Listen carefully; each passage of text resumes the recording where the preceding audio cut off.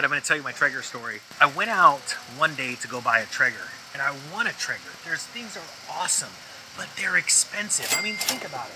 $500, $1,000, even on sale.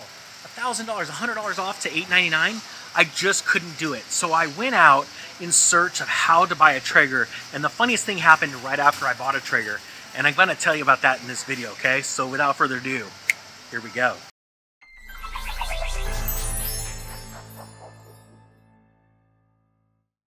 So this is what I did. I could not bring myself to buy a new Treager. I'm not gonna spend $500, $1,000, $1,500 on a barbecue. And I wanna tell you this story because I think it may invoke a thought in your mind of how to sense opportunities, because very few people get tunnel visioned in life. They don't see the opportunity right in front of their eye, and it happens in a blink of an eye and they've lost that opportunity. I teach this in the side hustle course. If you want, I'll put a discount link below, 50% off to that course. Okay, to check this out. So I wanted to go buy a Treager, and like you said, I said, look, I could spend $1,000 on a new barbecue, but what if I spent a lot less? I mean, think about it. Let's say I spent $300. I started looking for the used ones on Facebook Marketplace, and I thought, man, every time if I intend to go buy a barbecue, instead of $1,000, I pay $300 for a used one. It works just like a new one. It's just not as pretty, right?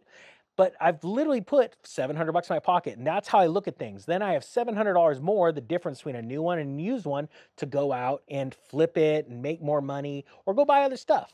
So I finally found one. I found this bad boy. She's a beaut, Clark. Clark is a beaut.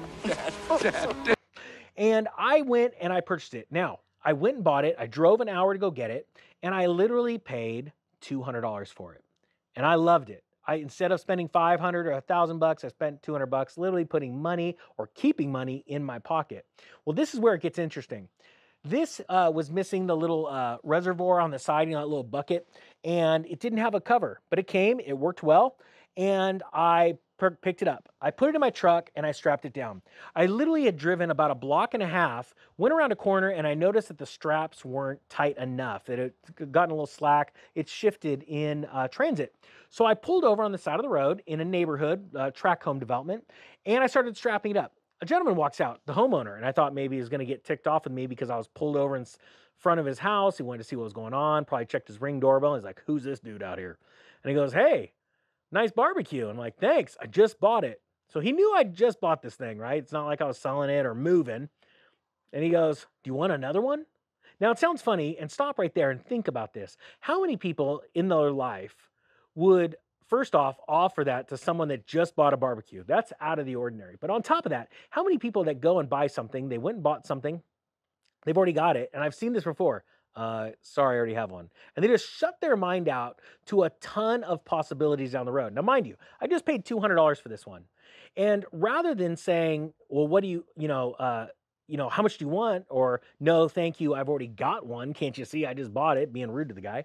I said, well, what do you got?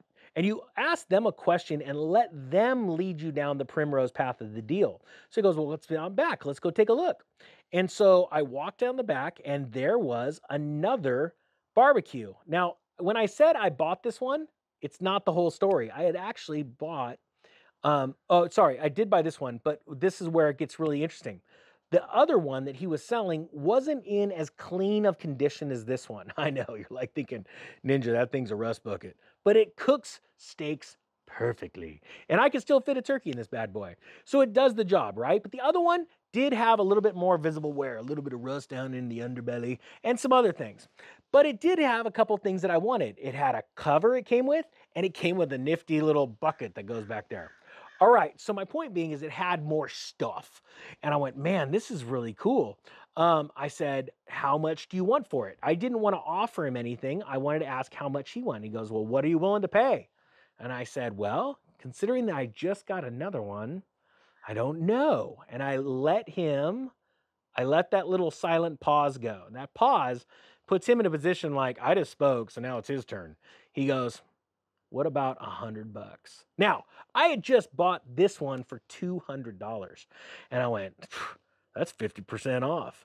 And I thought to myself, let's do it. I'm going to keep the cover and the little bucket attachment, which together would have probably been close to $100 with tax if I bought them new, right? And I'm like, I wonder what I could sell this one for. I'm all, I bet you I could sell that other one for 250 bucks, maybe even more. I got it home, I cleaned it up, and I was able to clean it up, put some paint on it, and literally with about 20 bucks and 20 minutes of my time, I ended up selling the other one for $300, which meant that this Traeger, along with the new cover and the bucket accessory, were free. For free! The point of this story is I wanted to share this with you because a lot of people in life discount opportunities.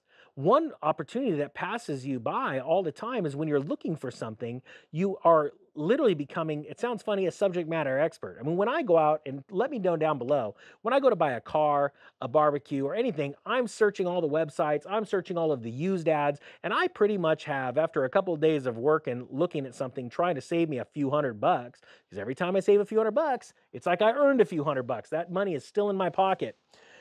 I figure out the market. And a lot of people don't realize that once they buy something and they got a good deal, they've now figured out the market. They know what those things sell for. And if they find a good deal, they go, wait a minute, what if I was to buy another one or another one after that? Get a really good deal and then start flipping them and increasing your wealth. Remember, I bought my first house selling electric trains, and it was a train that I wanted ever since I was a kid, but I couldn't bring myself to buy one for myself because they were so darn expensive. But when I found a deal, instead of keeping it, I flipped it for double. Then I went back to the store and I bought two, and I flipped those for double. Before you know it, within about 6 months, I had $20,000 in my hand, and I bought my first house with it. But it could be electric trains, barbecues, cars, or even part model trailers. It doesn't matter. The point of the story is that you can take this and turn it into a lot of cash. And that's what I want to see you guys do. And then take that cash and start big businesses and go out and crush it. Guys, I hope you got something out of this. If you want a discount code for the side hustle course, I'll throw it down below, 50% off. I hope you guys have a great day. With that being said, the Economic Ninja is out.